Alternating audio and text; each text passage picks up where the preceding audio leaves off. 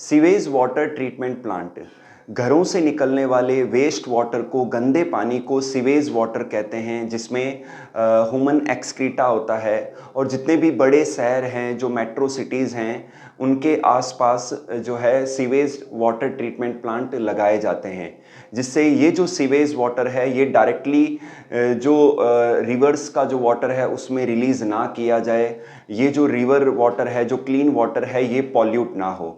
इसीलिए शहरों के आसपास, सिटीज़ के आसपास सीवेज वाटर ट्रीटमेंट प्लांट्स लगाए जाते हैं, जिससे इन वेस्ट वाटर को ट्रीट करके, क्लीन करके, फिर जो क्लीन वाटर बॉडीज़ हैं उनमें रिलीज किया जा सके। ओके, तो यहाँ पर हम आज समझेंगे कि कैसे जो सीवेज वाटर है उसका ट्रीटमेंट होता है।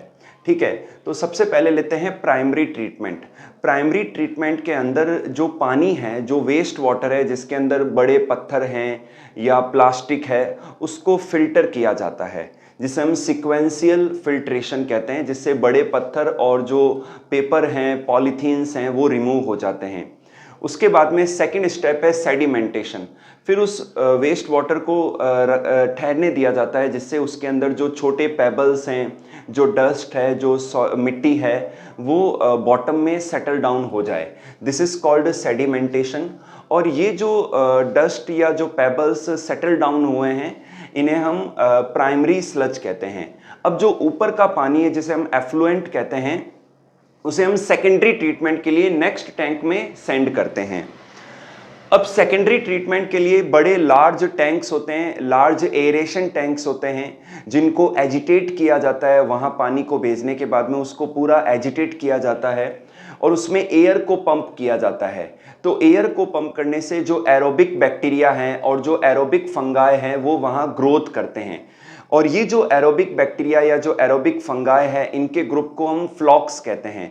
तो जब ये ग्रो होते हैं, तो ग्रो होने पर ये उस वाटर के अंदर प्रेजेंट जो फीकल मैटर है, जो ऑर्गेनिक मैटर है, उसको डिकम्पोज करते हैं।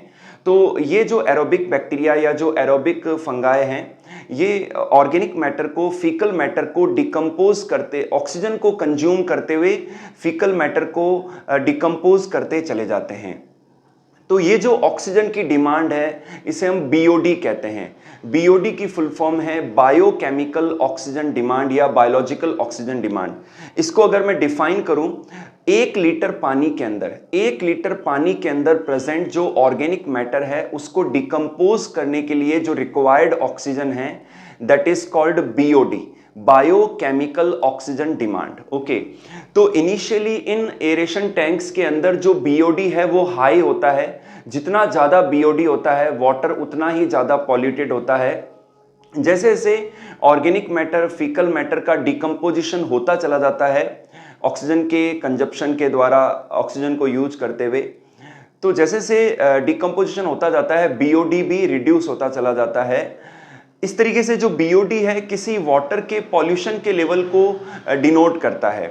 अगर बीओडी ज़्यादा है तो पानी उतना ही ज़्यादा पॉल्यूटेड है, और अगर बीओडी अगर 0 है, बिल्कुल कम है, तो वाटर एकदम क्लीन है। ठीक है, तो यहाँ पर अब जो है इसको हम नेक्स्ट टैंक में सेंड करते हैं।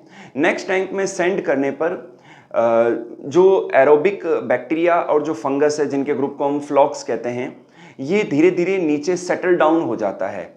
तो सेडिमेंटेशन टैंक के अंदर, सेडिमेंटेशन टैंक के अंदर जो ये एरोबिक बैक्टीरिया या फंगाई है, ये सेटल डाउन हो जाते हैं। इन्हें हम अब एक्टिवेटेड स्लज कहते हैं, क्योंकि ये इसका कुछ अमाउंट वापस से जो प्रीवियस एरेशन टैंक है उसके अंदर सेंड किया जाता है, एक स्टार्टर के रूप में, एक इनोकुलम के रूप में। तो जब एक्टिवेटेड स्लज का कुछ पोर्शन प्रीवियस टैंक के अंदर सेंड करते हैं, तो वो एक इनोकुलम का काम करता है। अब इस एक्टिवेटेड स्लज को नेक्स्ट टैंक, एक लार्ज टैंक में भेजते हैं, जो कि एनएरोबिक होता है। एनएरोबिक स्लज डाइजेस्टर कहते हैं जिसे। इनके अंदर एनएरोबिक बैक्टीरिया होते हैं, जो कि एरोबिक बैक्टीरिया एंड फंगाई को डाइजेस्ट कर देते हैं। और इसी दौरान कुछ गैसेस प्रोड्यूस होती हैं, जैसे कि hydrogen sulphide, methane and carbon dioxide. तो ये जो गैसेज हैं, इन्हें हम बायोगैस कहते हैं, और ये इनफ्लेमेबल होती है। इन्हें as a energy source use किया जा सकता है। अब जो ये पानी है ये क्लीन हो चुका है, इसे क्लोरीन से ट्रीट करके यूज किया जा सकता है या नेचुरल वाटर बॉडीज के अंदर रिलीज किया जा सकता है। इंडिया में जो ministry of environment and forest है, उन्होंने नदियों को क्लीन रखने के लिए Ganga action plan, Yamuna action plan launch किए हैं और इन्हीं प्लान्स के अंतर्गत जो सिटीज़ हैं उनके आसपास सीवेज ट्रीटमेंट प्लांट एस्टेब्लिश किए गए हैं, जिससे सीवेज वाटर को ट्रीट करके उन्हें रीयूज किया जा सके, उन्हें दोबारा से यूज करके या फिर दोबारा हम नेचुरल वाटर बॉडीज़ में भी रिलीज़ कर सकते हैं आफ्टर ट्रीटमेंट। तो इस तरीके से जो सीवेज वाटर है उसको ट्रीट किया जाता है और इस तरीके से ट्रीट किए गए या क्लीन किए गए पानी को दोबारा से यूज किया जा सकता है।